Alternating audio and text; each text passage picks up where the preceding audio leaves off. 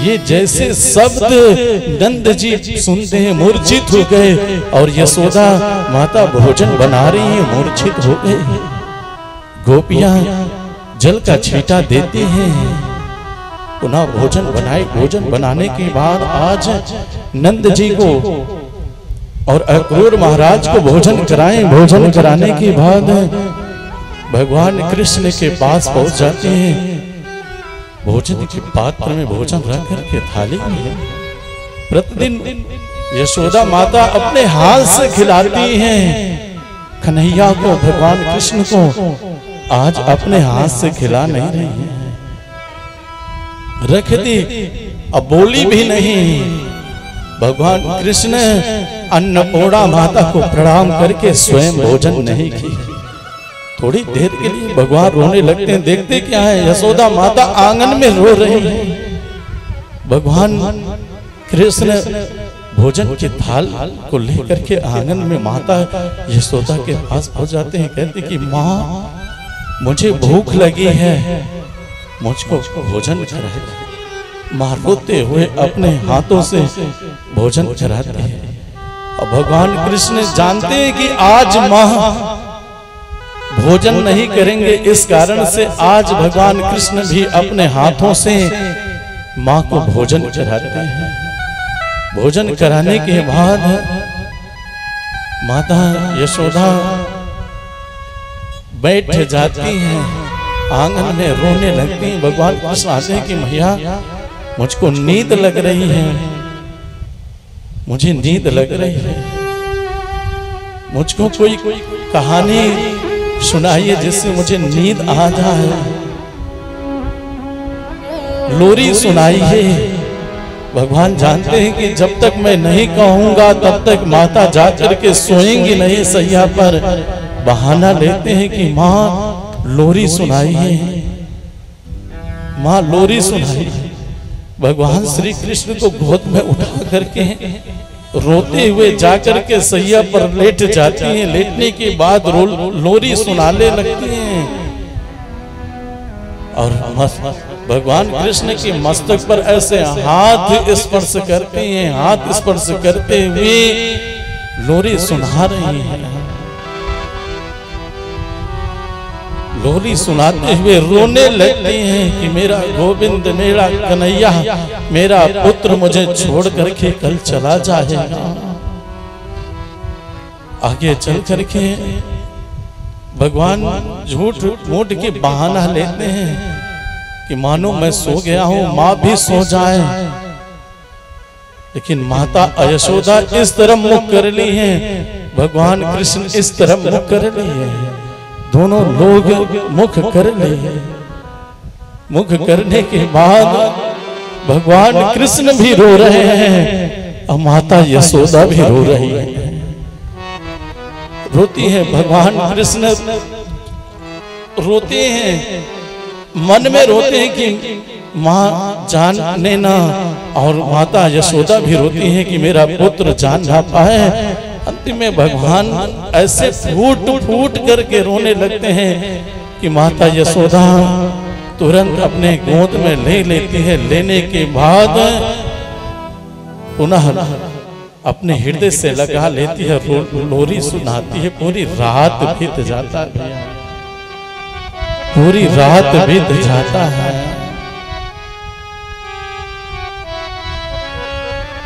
इस प्रकार से जब पूरी रात बीती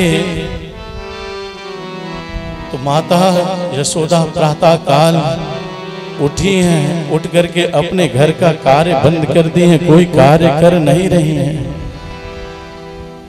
घर का कार्य नहीं कर रही, रोती हैं। रोते हुए कहती क्या है कि मेरा कृष्ण, मेरा कन्हैया आज हम लोगों को छोड़ करके चला जाएगा। उसके लिए स्वयं रसोई में जाती हैं, रसोई में जा करके भगवान के लिए पकवान बनाती हैं, अपने पुत्र के लिए पकवान बनाती हैं। अब बनाते हुए बलराम को बुलाती है, कहती क्या है कि तुम बड़े हो, कृष्ण को जब भूख लगे तुम भी खा लेना रास्ते में, और कृष्ण को भी खिला दिया। इसके बाद भगवान कृष्ण को बुलाते हैं, आकर के कहते हैं क्या है कि हे पुत्र, आज तक मैं अपने मन में एक बात छुपाई हूं। क्या बात छुपाई? तुम मेरे पुत्र नहीं हो। हे कृष्ण, मेरे तुम पुत्र नहीं हो। तुम देवकी के पुत्र हो, वसुदेव को पुत्र हो। इसलिए तुम अपने माता पिता के पास जा रहे हो। क्या मुझको याद करोगे? क्या मुझको याद करोगे? ये जैसे सुनते हैं भगवान कृष्ण हृदय से लगा करके कहते हैं कि माँ, कौन बताया, कौन कहा कि मैं तुम्हारा पुत्र नहीं हूं? कौन कहा कि मैं देवकी का पुत्र हूं, वसुदेव का पुत्र हूं? माँ, मैं तुम्हारा पुत्र हूं और तुम्हारा पुत्र रहूंगा। ये कोई तुम्हें ऐसे ही बहलाने फुसलाने के लिए बताया है? माँ, मैं तुम्हारे सिवा किसी को याद नहीं करूंगा। मैं तुम्हारे सिवा किसी का चिंतन नहीं करूंगा। इसके बाद भगवान रोते हुए बाहर आते हैं। सभी गोपियां आ गई, गोपियां भी रोने लगती हैं, ग्वाल बाल भी रोने लगते हैं। सब घेर लिए भगवान कृष्ण को। अक्रूर महाराज आ गए रथ लेकर के, जैसे रथ पर सवार होने के लिए भगवान आगे बढ़ते हैं। उसी समय गोपियां कहती क्या है, कौन अक्रूर का नाम अक्रूर रखा? इनका तो स्वभाव से क्रूर है, इनका नाम तो क्रूर होना चाहिए। कौन इनका नाम अक्रूर रखा?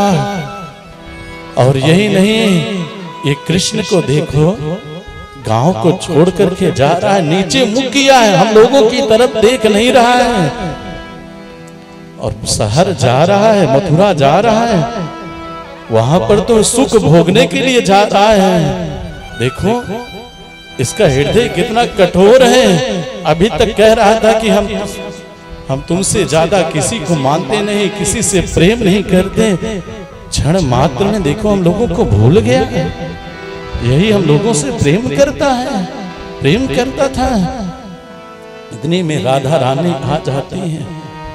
राधा रानी आ करके बैठ गई, रोती हैं, कृष्ण की तरफ देख नहीं रही हैं। भगवान कृष्ण पहुंचते हैं और बांसुरी दे देते हैं। कहते हैं कि हे राधा, मैं तुमसे ज्यादा प्रेम किसी से नहीं करता, इस बांसुरी से ज्यादा किसी से प्रेम नहीं करता हूँ। आज ये बांसुरी मैं तुमको देता हूँ, आज के बाद से मैं इस बांसुरी को धारण नहीं करूंगा। ध्यान से सुनिएगा, श्रीमद् भागवत में राधा रानी का शब्द नहीं है। एक सुखदेव भगवान एक गोपी शब्द कह करके संबोधन करते हैं, राधा नाम से संबोधन नहीं किए। पूरे भागवत में राधा नाम नहीं है भैया। क्यों नहीं है? सुखदेव भगवान को मालूम है, यदि अपने गुरु का नाम लिया तो गुरु के स्वभाव में, गुरु के मन में गुरु के चिंतन करता रहूंगा, उनके चरण की सेवा करूंगा, तो 7 ही दिन में तो कथा पूरी करनी है। क्योंकि राजा परीक्षित को श्राप लगा है कि 7वें दिन मृत्यु होगी। यदि मैं अपने गुरु का बखान करने लगा, राधा रानी का बखान करने लगा, तो 7 दिन नहीं 7 वर्षों तक गुरु का बखान करूंगा, फिर भी कम पड़ जाएगा। एक दिन कहते कि गुरु के विषय में 1 दिन 2 दिन नहीं, कई दिनों तक बखान करें, कई वर्षों तक बखान करें, फिर भी हम उनके ऋण से उऋण नहीं हो सकते हैं। इसी कारण से एक गोपी शब्द से संबोधन करते हैं। भगवान श्री कृष्ण राधा रानी को बांसुरी दे देते हैं। देने के बाद जैसे रथ पर सवार होते हैं, वैसे माता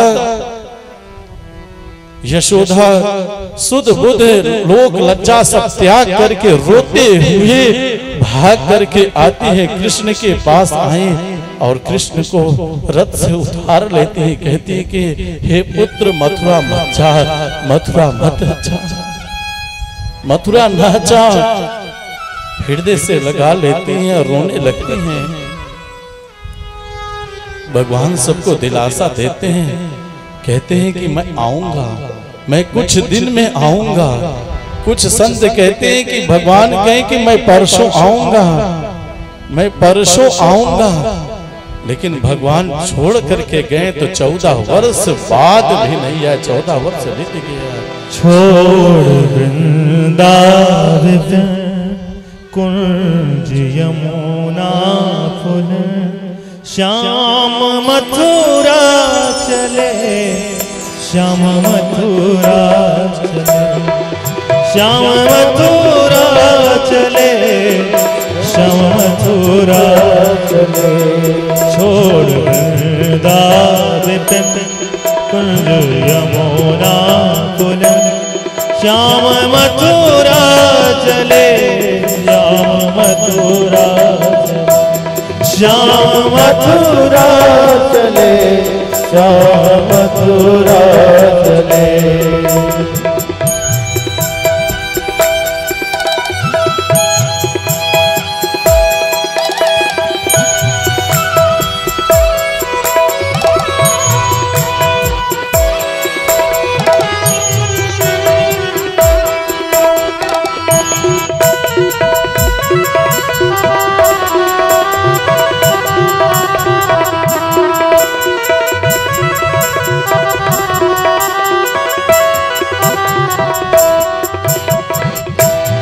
माँ यशोदा दुखित नंद बाबा भये, ग्वाल रोए हमारे कन्हैया गए। माँ यशोदा दुखित नंद बाबा भये, ग्वाल रोए हमारे कन्हैया गए। छोड़ सबसे लगन प्राण तन मन, श्याम मथुरा चले, श्याम मथुरा चले, श्याम मथुरा चले, श्याम मथुरा चले।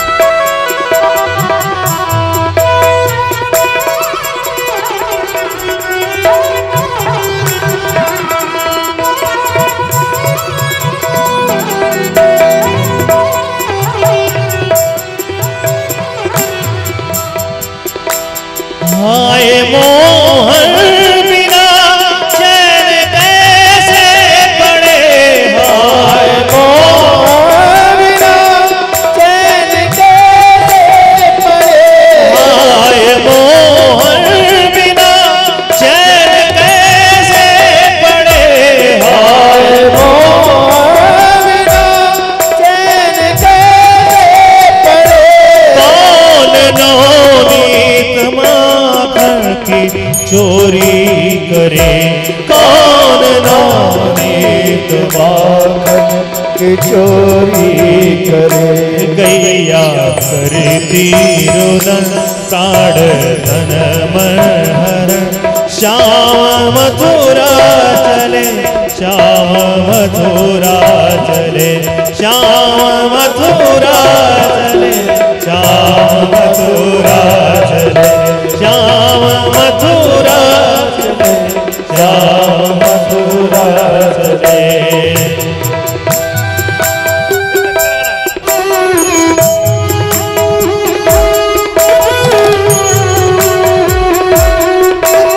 बहुत प्यारे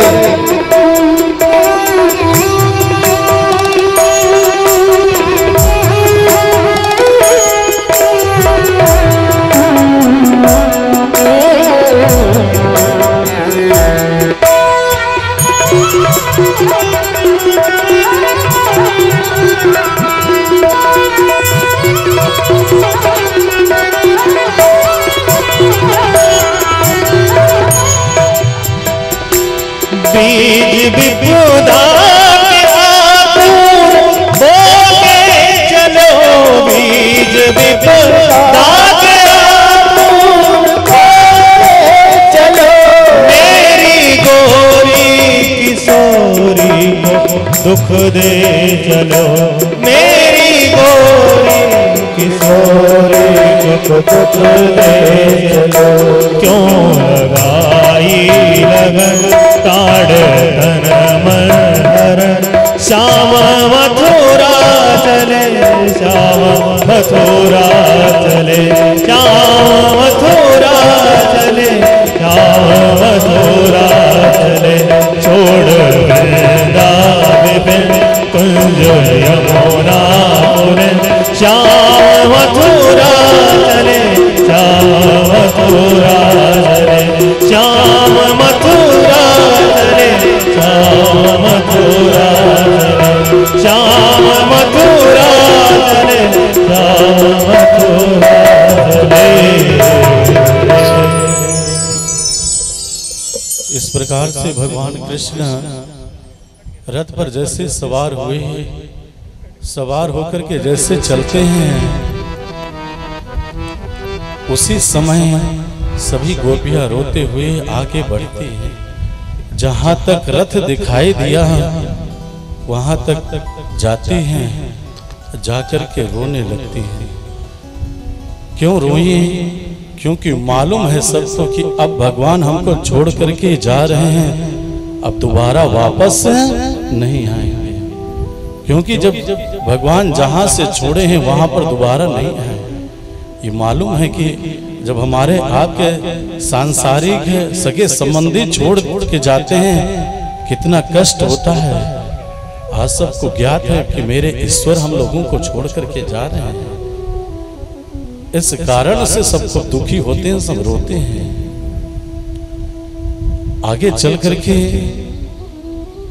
यमुना के किनारे रथ को रोक देते हैं अक्रूर महाराज, और भगवान कृष्ण से बलराम से कहते क्या है कि दोनों लोग इसी रथ पर बैठे रहना, हम यमुना जी में स्नान कर लें। ब्रह्म हृदय जो कुंड है उस कुंड में हम स्नान कर लें। जैसे करने के लिए नीचे उतरते हैं वैसे ही जैसे डुबकी लगाते हैं, जैसे एक डुबकी लगाएं, गोता लगाते हैं, देखते क्या है जल के अंदर वही कृष्ण वही बलराम दर्शन देते हैं, वही भगवान श्री कृष्ण दर्शन देते हैं। जो कि जो बाहर हैं, जो स्वरूप में रथ पर बैठे वही अंदर दर्शन देते हैं। अक्रूर महाराज सोचने लगते हैं कि मेरे मन को, मेरे आंखों को क्या हो गया है।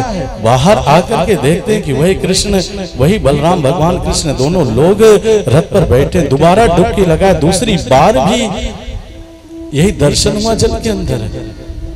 पुनः वापस आकर के देखते हैं कि इतनी जल्दी जल में आते हैं, पुनः रथ पर बैठ जाते हैं। पुनः तीसरी बार जब जैसे डुबकी लगाते हैं देखते क्या है, अब तो भगवान पहले कृष्ण का रूप अपने स्वरूप का दर्शन देते हैं, पुनः उसी स्वरूप में चतुर्भुज का भगवान विष्णु का दर्शन देते हैं। बोलिए आनंद गंद भगवान की, सच्चिदानंद भगवान की। भगवान दर्शन देते हैं। अब समझ गए हैं अक्रूर महाराज कोई नहीं, ये त्रिलोकी नाथ है, श्याम सुंदर है।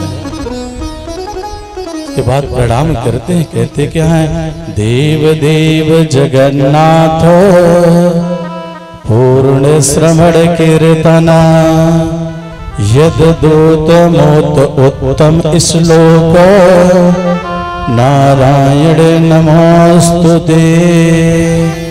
प्रणाम करते हैं। प्रणाम करने के बाद भगवान अपना स्वरूप दिखाते हैं। अक्रूर महाराज कहते हैं कि हे प्रभु, यही स्वरूप में हमेशा हमको दर्शन दीजिए। भगवान कहते हैं कि ये जब शरीर छोड़ करके मेरे धाम आओगे तो मेरे ही स्वरूप प्राप्त करोगे, मेरा ही स्वरूप तुम्हें मिलेगा। जो कृष्ण स्वरूप में मैं यहाँ पर हूँ, यही तुम स्वरूप धारण करोगे। इसके बाद रथ पर सवार होकर के मथुरा जाते हैं। मथुरा में जैसे प्रवेश करते हैं वैसे भगवान श्री कृष्ण कहते क्या है अक्रूर महाराज से कि मैं यहाँ से पैदल जाऊंगा, आप जाइए अक्रूर महाराज कहते हैं कि मेरे घर चलिए, आपका पैर चरण मेरे घर पड़ जाए। भगवान कहते हैं कभी आऊंगा, आज नहीं, आज तो मैं मथुरापुरी देखूंगा कैसा है मथुरापुरी। कोई गांव के छोरा है, गांव के लड़के हैं, पहली बार शहर गए हैं, नगर गए हैं, तो देखना चाहते हैं कि ये नगर, मथुरा का नगर कैसा है। भगवान सोचते नगर कैसा है। मैं तो ये कहता हूं जो नगर को भगवान बनाए हों वो कैसे अपने स्वरूप का देखते हैं। भगवान इसलिए कहे होंगे कि इस मथुरा नगर को मैं देखूंगा, भ्रमण करूंगा। हो सकता है कि भगवान के मन में ये बसा हो कि देखूं कि सुंदर बना है मेरे द्वारा कि नहीं बना है, कुछ भी भाव हो सकता है। यह तो ईश्वर अपने मथुरा वासी को आनंद देने के लिए गए हों, सबको अपना दर्शन देने के लिए गए हों। भगवान क्या करना चाहते हैं कोई जान नहीं सकता। अंतिम तक ब्रह्मा आदि शिव आदि बड़े बड़े ऋषि मुनि भी जान नहीं सकते, उनकी पत्नी लक्ष्मी भी जान नहीं सकती कि मेरे स्वामी क्या करने वाले हैं। तो भगवान आगे बढ़ते हैं, सभी मथुरा वासी को आनंद देते हैं। जो भगवान के स्वरूप को देखा है मोहित हो गया है। जैसे रामावतार में भगवान राम जब जनकपुरी गए हैं, जनकपुरी में जो भी भगवान राम के स्वरूप को देखा है सब सोचा कि मेरे घर आ जाए, मुझे आनंद दें। उसी प्रकार से जो कोई भी भगवान के इस स्वरूप को देखा है, स्वरूप को देख करके सब मोहित हो जाते हैं। अब भगवान कहते क्या है कि मैं गांव का लड़का हूँ, छोरा हूँ, छोटा सा बच्चा हूँ, 10 वर्ष का बालक हूँ। ये छोटे छोटे कपड़े गांव वाला अच्छा नहीं है, सुंदर वस्त्र चाहिए मुझको पहनने के लिए। जैसे हम लोग प्रतिदिन जो वस्त्र धारण करते हैं, कहीं विवाह में जाते हैं, किसी पार्टी में जाते हैं, तो जो प्रतिदिन पहनते हैं वो पहन के नहीं जाते, बढ़िया सा सूट बूट निकालते हैं ना। उसी तरह से भगवान सोचने लगे आज भी हमको बढ़िया वस्त्र चाहिए, कहां से लाएं भैया, कहां से लाएं? चाहते तो प्रकट कर लेते, कर तुम अकर तुम है, सर्व सामर्थ्यवान है, लेकिन भगवान प्रकट नहीं किए, बनाए नहीं। एक धोबी के यहाँ पहुंच जाते हैं, धोबी के यहाँ पहुंचने के बाद धोबी से कहते हैं ये जो सुंदर सुंदर वस्त्र तुम इस्त्री कर रहे हो, प्रेस कर रहे हो, इस वस्त्र को मुझको दे दो, मैं इस वस्त्र को धारण करूंगा। धोबी देखा कि 10 वर्ष का बालक मुझसे वस्त्र मांग रहा है। धोबी घमंड में है, वो भाई कंस के वस्त्रों को धोता है, प्रेस करता है, इस्त्री करता है। उसके घमंड हो गया कि मैं कंस का आदमी हूं, कंस का व्यक्ति हूं। स्वयं कंस ही अपने आप को समझने लगा। जैसे आजकल के मंत्री के जो चमचे होते हैं, विधायक के स्वयं को विधायक मंत्री मान लेते हैं। जैसे स्वयं को विधायक हो, स्वयं के मंत्री हो। मंत्री से विधायक जी से मिलिए तो वो सरल से मिल जाते हैं, लेकिन उनके प्यारो आदि जो उनके हैं उनसे मिलिए तो कैसे स्वभाव हो जाता है उनका। उसी प्रकार से ये धोबी कहते हैं कि भाग जाओ यहाँ से, मेरा वस्त्र तुम धारण करोगे, ये कंस का वस्त्र धारण करोगे। भगवान क्रोध में आकर के जैसे एक तमाचा गाल पर जड़े हैं, वैसे उसका सिर कट करके दूर गिरा है। गिर के उसका वध किए हैं भगवान, और सुंदर वस्त्र धारण कर लेते हैं। अब कैसे हैं 10 वर्ष के बालक, अब बड़े पुरुष का वस्त्र, कंस का वस्त्र धारण किए, उसी में समा हैं। जैसे छोटा सा पुत्र हो, वो पिता का वस्त्र धारण करे कैसा दिखेगा। भाव कितना सुंदर बनता है कि भगवान की क्या जरूरत है चोरी करने का, भगवान को क्या जरूरत है वस्त्र मांगने का, कि जो सारे पूरे पृथ्वी को, पूरे त्रिलोक को वस्त्र पहनाते हो, भोजन देते हो, सारे सामग्री हम लोग को दे रहे हैं। यदि एक बीज गेहूं बोते हैं, अनंत उसमें से गेहूं निकलते हैं। एक आम का वृक्ष लगाए, अनंत आम उसमें से फल दिया है। सब कुछ तो वही दे रहे हैं। हम उनको क्या अर्पित करेंगे? कुछ भी अर्पित नहीं कर सकते।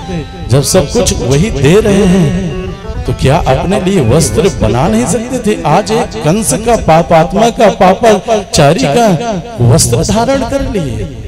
क्या दिखाना चाहते हैं भगवान? कौन सा भगवान लीला रचना चाहते हैं? कोई जान नहीं पाया।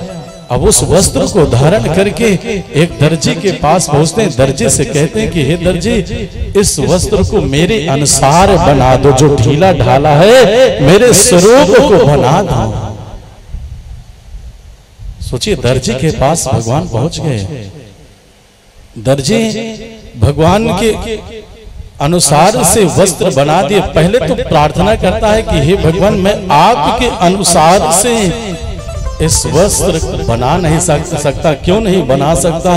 कब आप विराट स्वरूप धारण कर लें, कब आप वामन का स्वरूप धारण कर लें, कब आप नरसिंह का रूप धारण कर लें, कोई जान नहीं पाएगा। कोई जान नहीं पाया तो कैसे हम आपके स्वरूप का, आपके अनंत स्वरूप हैं, किस स्वरूप का मैं आप कि किस स्वरूप का वस्त्र बनाऊं? और कहता क्या है दर्जी कि हे प्रभु, मेरे में वो शक्ति नहीं है, इन धागों में इस शक्ति नहीं है कि आपके अनुसार से ये बना है।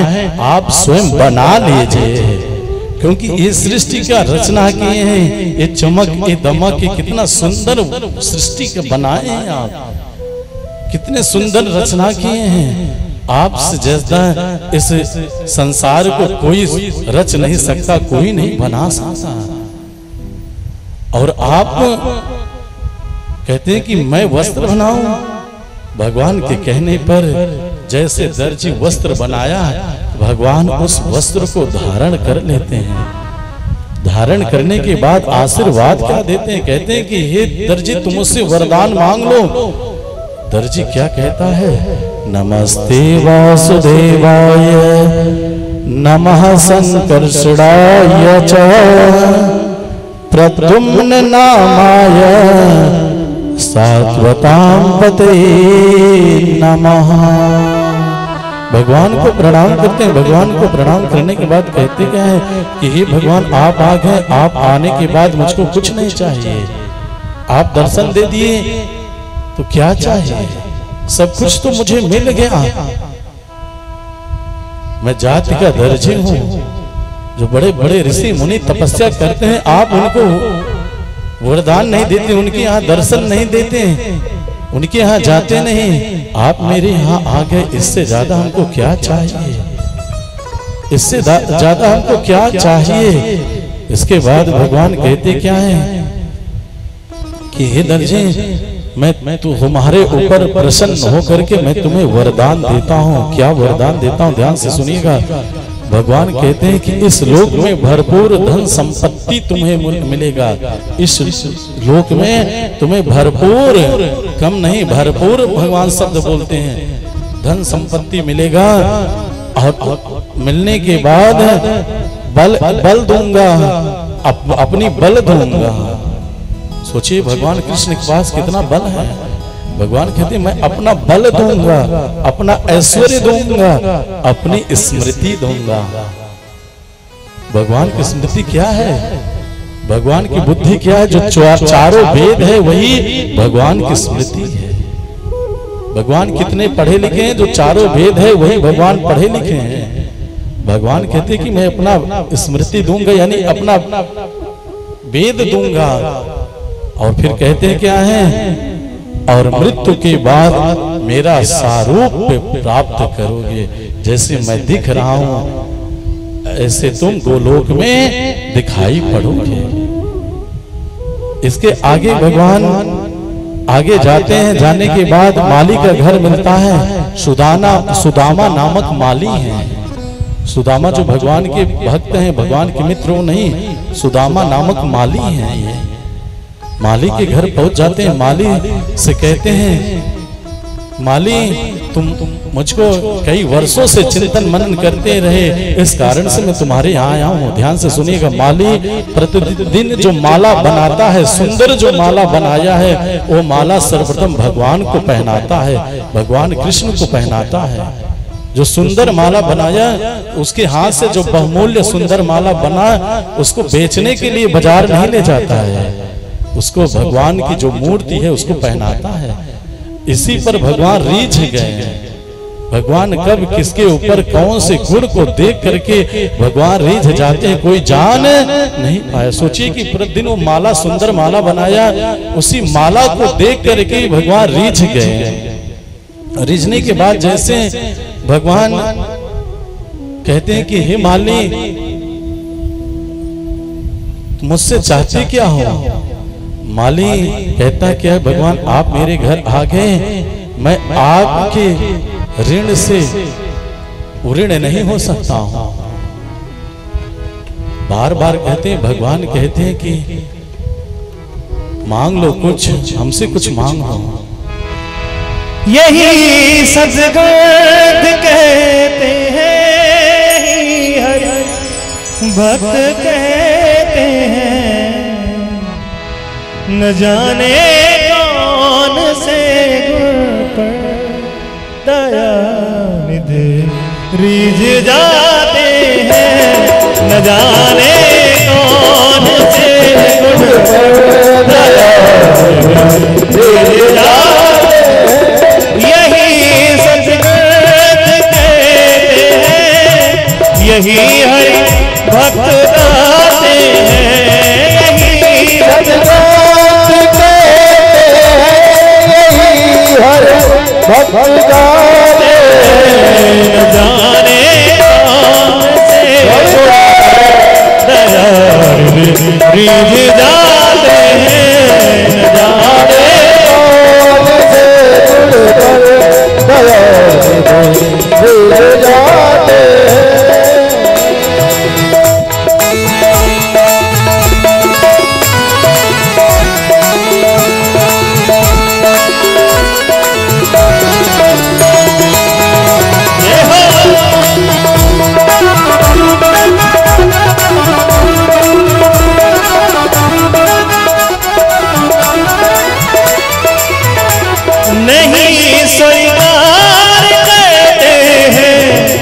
निमंत्रण नृपुष्योधन का नहीं स्वीकार करते हैं, निमंत्रण नृपुष्योधन का नहीं स्वीकार करते हैं, निमंत्रण नृपुष्योधन का।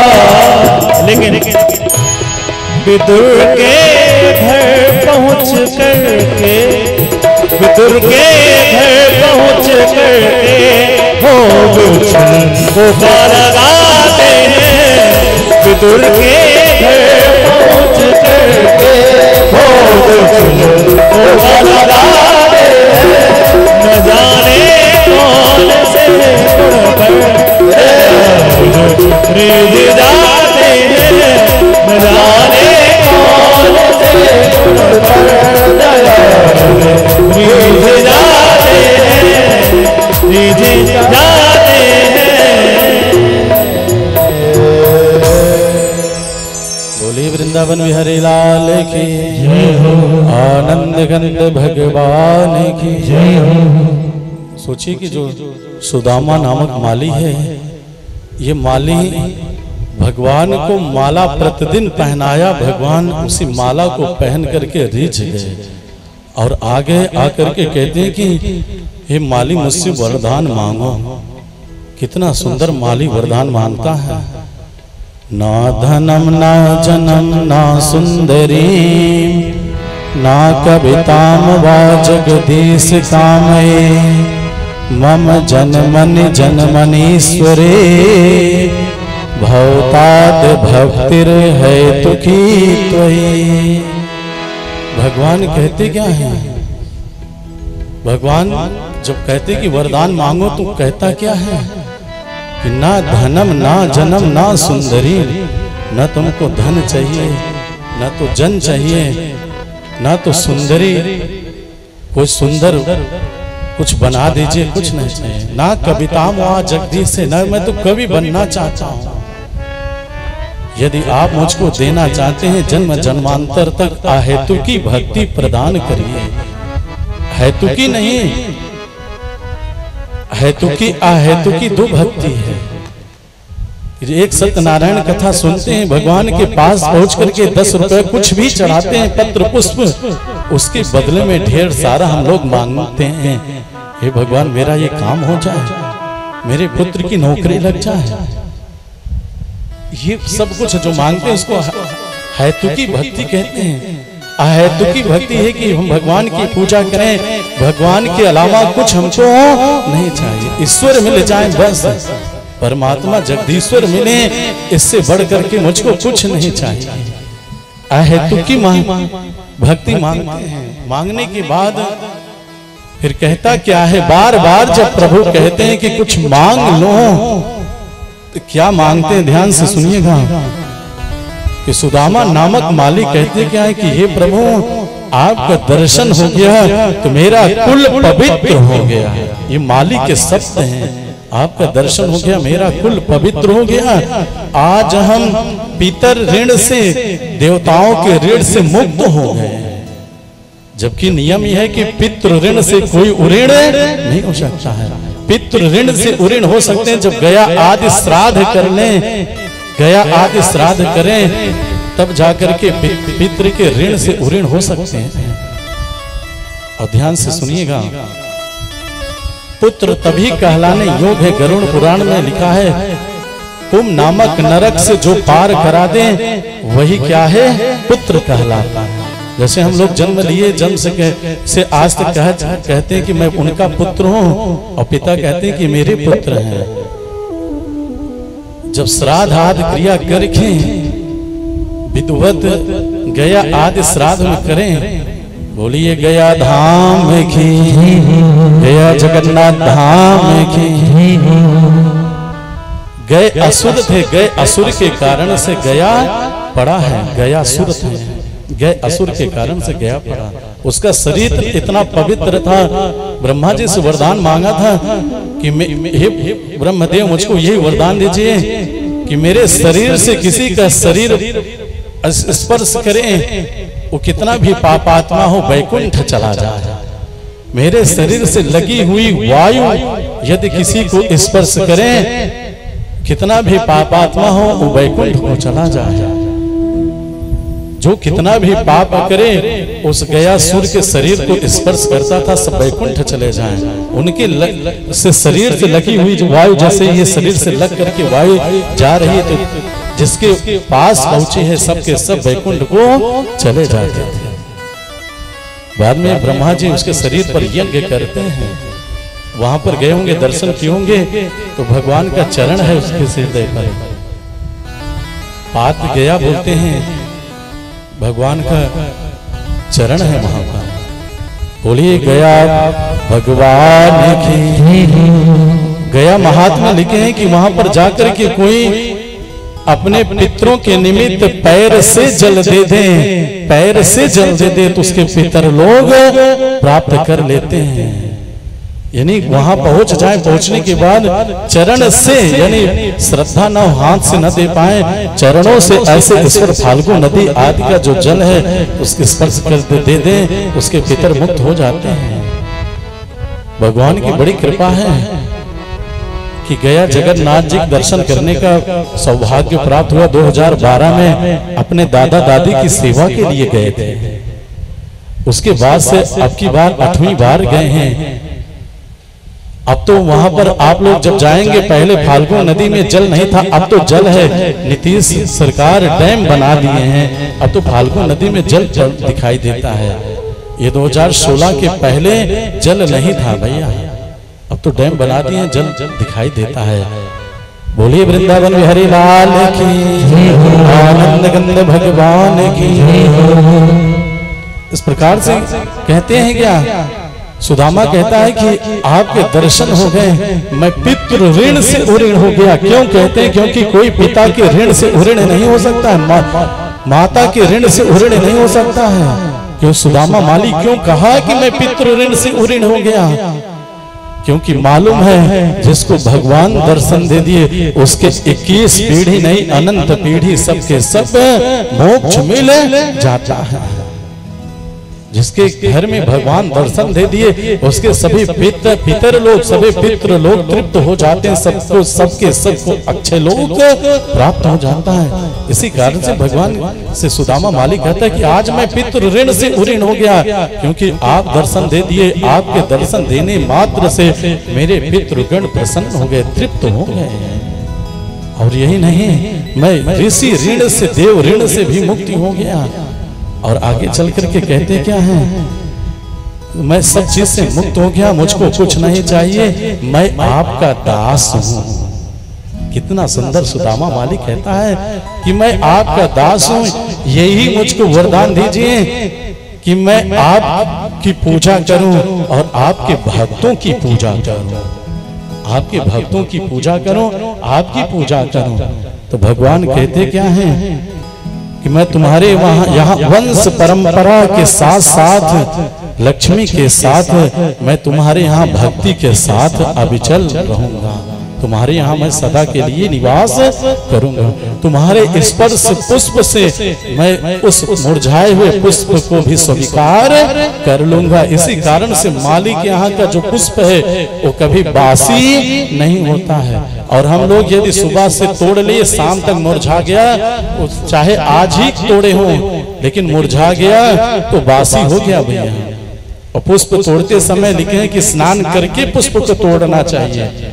आप लोग कहेंगे क्या बता रहे हैं पंडित जी?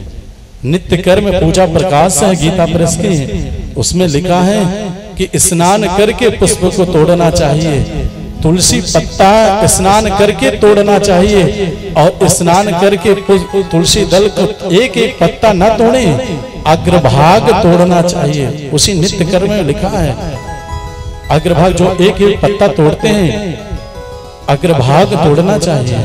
और भगवान शिव को भी प्रिय है। कुछ लोग कुछ पंडित कहते हैं भगवान शिव जी को तुलसी दल अर्पित है नहीं किया जाता है, मंजरी चढ़ाया जाता है। उसी नित्य कर्म में लिखा है कि शिवलिंग के ऊपर तुलसी दल अर्पित हो, और शालिग्राम के ऊपर विष्णु प्रतिमा के ऊपर तुलसी दल अर्पित हो। यदि कोई उस शिवलिंग को देख लिया, भगवान विष्णु की प्रतिमा को देख लिया, उसके समस्त पाप नष्ट हो जाते हैं। भैया पढ़कर देख लीजिएगा, शिव पुराण में भी लिखा है कि भगवान शिव जी को तुलसी दल अर्पित किया जाता है। मध्याह्न काल में लिखे हैं कि मध्याह्न काल भी दोपहर के बाद यदि हम पुष्प को तोड़ते हैं तो दोष लगता है। इस कारण से पहले स्नान करके पुष्प को तोड़ें, दोपहर के बाद यदि पुष्प को तोड़ रहे हैं पुनः स्नान करें। यदि स्नान नहीं कर पा रहे हैं तो आचमन कर लें, यदि आचमन नहीं कर पा रहे हैं तो ऐसे अंगूठा और अनामिका अंगुली से ऐसे कर्ण को कान को ऐसे स्पर्श कर लें तो स्नान का फल मिल जाता है। ऐसे स्पर्श करने तो स्नान का फल मिल जाता है। पुष्प को चढ़ाते समय अंगूठा मध्यमा अंगुली अनामिका ऐसे करके चढ़ाना चाहिए, और पुष्प शाम के समय उतार देना चाहिए। सायंकाल शयन के भगवान की जैसे दिन भर को पुष्प चढ़ाएं, सायंकाल आरती के बाद पुष्प को उतार देना चाहिए। उतारते समय वही नित्य कर्म में लिखा है अंगूठा और तर्जनी से ऐसे करके तो पुष्प को ऐसे उतारना चाहिए। ऐसे उतार के ना फेंकें, पहले इस पुष्प को उतारें, उतार करके ऐसे मस्तक पर धारण करें, प्रणाम करें। प्रणाम करने के बाद तब जाकर के पुनः उसको जहाँ रखना हो रखें। बोलिए वृंदावन बिहारी लाल की, आनंद गंध भगवान की, वृंदावन बिहारी लाल की। समय ऐसे बीतता है कि मानो कोई घड़ी की सुई को ऐसे घुमा देता। बैठते हैं 4 बजे और देखते देखते 6:30 बजने वाले हैं, 6:24 हो रहे हैं। जैसे मानो कोई सुई को ऐसे घुमा देता, लगता है कि कितनी जल्दी बीत गया। बोली वृंदावन बिहारी लाल की, आनंद गंध भगवान की। आगे चल करके एक कुब्जा है, सैरंध्री है, उसका नाम है त्रिवक्रा। त्रिवक्रा नाम है, कुब्जा है। वो अपने हाथों में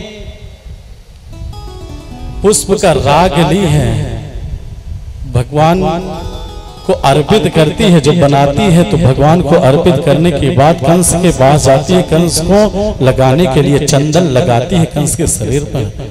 भगवान दूर से देखते हैं तो उसके जो शरीर है 3 जगह से टेढ़ा शरीर है, उसका शरीर 3 जगह से टेढ़ा है। भगवान कितना सुंदर बोलते हैं, कहते हैं हे सुंदरी, हे सुंदरी। वो देखती है, देखने के बाद सोचती है कि कोई मुझे मेरा उपहास उड़ा रहा है, जो मैं 3 जगह से मेरा शरीर टेढ़ा है, इसी कारण से मुझको कह रहा है कि हे सुंदरी। भगवान देखने के बाद, भगवान को देखती है, देखने के बाद पहले क्रोध में होती है, प्रसन्न हो जाती है। प्रसन्न होने के बाद भगवान के पास पहुंच जाती है। कहते हैं ना कि भगवान के स्वरूप को जो देख ले वो मोहित हो जाता है। यदि भगवान प्रेम से किसी को बुलाएं और हंस करके जिसको देखें और स्वयं वो मोहित हो जाता है। जैसे वो कुब्जा त्रिवक्रा भगवान को देखी मोहित हो गई, भगवान के पास जाती है। भगवान कहते हैं क्या है, ये जो चंदन है मुझको दे दो। कहती क्या है, मैं आपके शरीर पर लगाऊंगी। भगवान के शरीर पर लगाने लगती है। और भगवान करते क्या है, अब सुंदरी कहे हैं तो सुंदरी बना देते हैं। जिसको जो कहते हैं भगवान पूरा करते हैं। भगवान अपने चरण से, अपने पैर से उसके पैर को दबाते हैं और पीछे से ऐसे ऐसे पकड़ते हैं। पकड़ने के बाद ऐसे जैसे उठाते हैं, उसका 3 जगह से शरीर जो टेढ़ा है वो सुंदर शरीर बन गया। बोलिए भक्त वत्सल भगवान की। वो जो कुब्जा है, वो कुब्जा कहते हैं कि प्रभु मेरे घर चलिए। भगवान कहते हैं कि आज नहीं, कभी आऊंगा तुम्हारे यहाँ। आगे चल करके भगवान अब यज्ञ महल में पहुंच जाते हैं, जहां यज्ञ हो रहा है। यज्ञशाला का परिचय पूछते पूछते पहुंच जाते हैं। देखते हैं सैनिक रक्षा कर रहे हैं। भगवान पहुंच करके वहां जो एक धनुष रखा है, बाएं हाथ से धनुष उठाएं और जैसे उठाते हैं और वैसे वो टूट गया है। जोर से उसमें से आवाज आई, चारों तरफ वो आवाज व्याप्त हुआ, बिजलियां चमकने लगी, बादल गर्जन करने लगे। इसके बाद वो आवाज जैसे कंस सुना, कंस घबरा गया। कंस को मालूम चला कि ये परशुराम हमको यज्ञ धनुष, ये जो धनुष है परशुराम जी दिए हैं। और परशुराम जी कहे थे कि इस धनुष को सुरक्षित रखना, जो इस धनुष को तोड़ेगा वही तुझे मारेगा, तेरा वध वही करेगा जो इस धनुष को तोड़ेगा। इसी कारण से इस धनुष की रक्षा रखवाली बड़े बड़े योद्धाओं से कंस करवाता है। लेकिन आज भगवान तोड़ दिए। तोड़ने की बाद रंग महल की तरफ जाने लगते हैं। जैसे जाने लगते हैं, उधर एक कुवलिया पीठ नामक हाथी है। वो महावत पहुंचा, कहता क्या है, ये छोटे बच्चे यहाँ से भाग जाते हो। भगवान कहते कि यहाँ से जाऊंगा नहीं। और जैसे वो पास आने लगता है हाथी, वैसे भगवान अपने हाथ से उसके सूंड को पकड़ लेते हैं और 10 बार ऐसे घुमाते हैं। घुमाने के बाद दोनों उसके दांत को तोड़ लेते हैं। तोड़ने के बाद फेंक देते हैं। वो राम नाम उसका सत्य हो जाता है, उसका वध हो गया। कुवलिया पीठ नामक हाथी, ये जो हाथी है उसके उस हाथी के शरीर में 10,000 हाथियों का बल है। ऐसे सामान्य हाथी नहीं रहा भैया, 10,000 हाथी का बल है उसमें। और 10,000 हाथी का बल होते हुए भगवान उसका गणांत की उसको मुक्ति दिए हैं। क्योंकि मालूम है ये हाथी जरासंध के पास रहा। जरासंध के पास कंस पहुंचते हैं। एक दिन कंस पहुंचा और उसी समय हाथी मारने के लिए आया। कंस उसको पकड़ लिए, हाथी को पकड़ करके 10 बार घुमाए हैं। तो जरासंध कहा कि ये तो बड़ा बलशाली व्यक्ति है, कंस इस कारण से अपनी जो पुत्री है जरासंध की जो 2 पुत्री है अस्ति और प्राप्ति का विवाह कंस के साथ कर दिए और दहेज के रूप में कुवलिया भीड़ नामक हाथी दहेज दे दिए थे। और दोनों भाई उस हाथी के दांत को पकड़ करके आगे चल करके आते हैं। जैसे रंग महल में रंगशाला की तरफ पहुंचते हैं, पहुंचने के बाद देखते कि चारों ओर मुष्टिका आते हैं, चारों ओर मुष्टिका का वध करते हैं। कोट बाल तोशल 5 पहलवान मर चुके हैं। अंत में जो बचे थे बड़े बड़े पहलवान भाग गए। जैसे भाग गए वैसे कंस देखता है कि मेरे पास आ रहे हैं। कंस अपने सिंहासन से जैसे कूदा है लड़ने के लिए। भागवत में लिखा है कि भगवान उसको समय नहीं दिए, उसके साथ युद्ध नहीं किए। जैसे कंस आया भगवान उसके ऊपर जैसे कूदते हैं उसके ऊपर, उसी समय उसके प्राण निकल जाता है। भगवान क्यों समय नहीं दिए? रावण के साथ इतने दिन युद्ध किए, हिरण्याक्ष के साथ, हिरण्यकश्यप के साथ। भगवान कंस को तुरंत वध क्यों किए? क्योंकि कंस के ऊपर भगवान क्रोध करते हैं कि मेरी माता को, मेरे पिता को कैद किया, अपनी बहन को ही कैद किया है। इस कारण से भगवान समय नहीं दिए।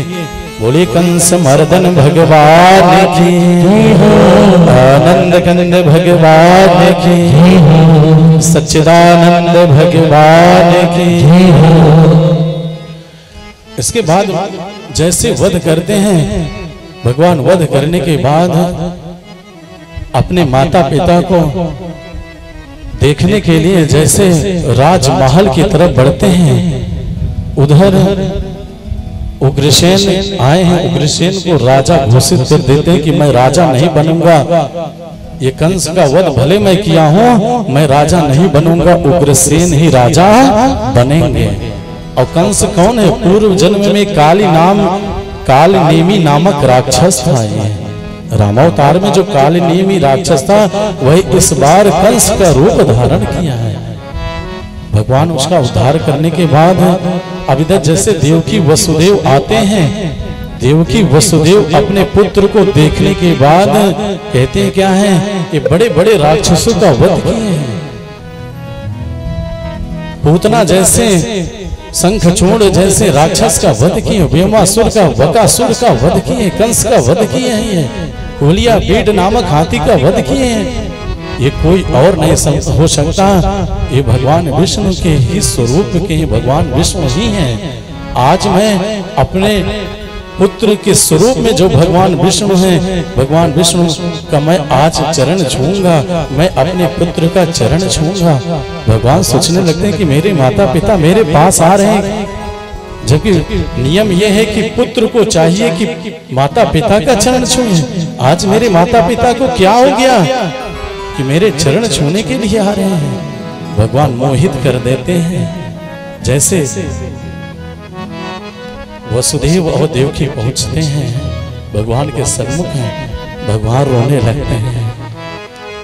भगवान रोते हुए चरण छूते हैं, कहते हैं कि हे माँ, मेरे कारण से आप आज 10 वर्ष तक दुख पाई, मेरे कारण से तुम इस कैद में बंदी की भांति बंद रही, काल कोठरी में बंद रही, और मेरे कारण से कौन कौन सा दुख नहीं पाई कि मैं आपके ऋण से उऋण नहीं हो सकता हूँ। भगवान की शब्द है। भगवान कहते हैं कि हे माता पिता, इस शरीर को आप जन्म दे दिए हैं, इस शरीर को जन्म दिए और इसका आप लालन पालन पोषण किए हैं, तब जाकर के यह शरीर धर्म अर्थ काम मोक्ष के अधिकारी बना है, प्राप्ति का साधन बना है, जो कल कहे थे। और हे माँ, जो माता पिता की 100 वर्षों तक जीवित रह करके सेवा नहीं करते, वो उनके ऋण से, उनके ऋण से उऋण कभी नहीं हो सकते। जो 100 वर्षों तक यदि मैं आपकी सेवा करूं, फिर भी आपके ऋण से उऋण नहीं हो सकता हूं। यहाँ हम लोगों को कितने दिन होता है सेवा करते समय? 10 वर्ष तक माता पिता पालन पोषण करते हैं, विष्ठा बहाई है, क्या नहीं किए माता पिता। माता पिता क्या नहीं किए इस शरीर के लिए, पालन पोषण सब किए हैं।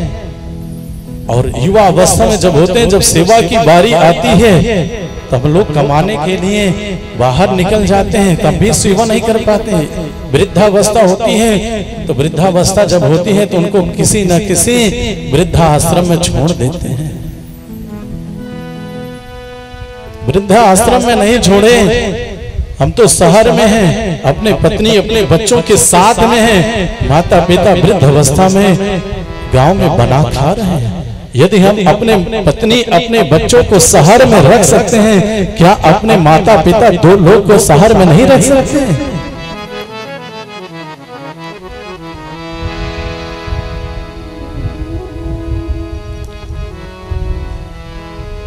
और जब सेवा करने की बारी आती है तो भाग खड़े होते हैं। एक माता पिता 4 पुत्रों की सेवा करते हैं, वही 4 पुत्र मिल करके एक माता पिता की सेवा नहीं कर पाते हैं। 4 पुत्र मिलकर के माता पिता की सेवा नहीं कर पा रहे हैं। यदि कोई सलाह देते हो तो उनका सलाह हम लोग मानते नहीं, कहते शांत बैठे रहो, आपको क्या मालूम है। अरे भैया हमसे ज्यादा वो दुनिया देखे हैं।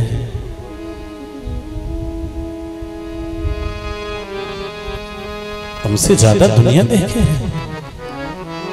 आज हम लोग घर आते हैं तो अपने माता पिता से बात नहीं करते, उनके 10 मिनट उनके पास बैठते नहीं हैं।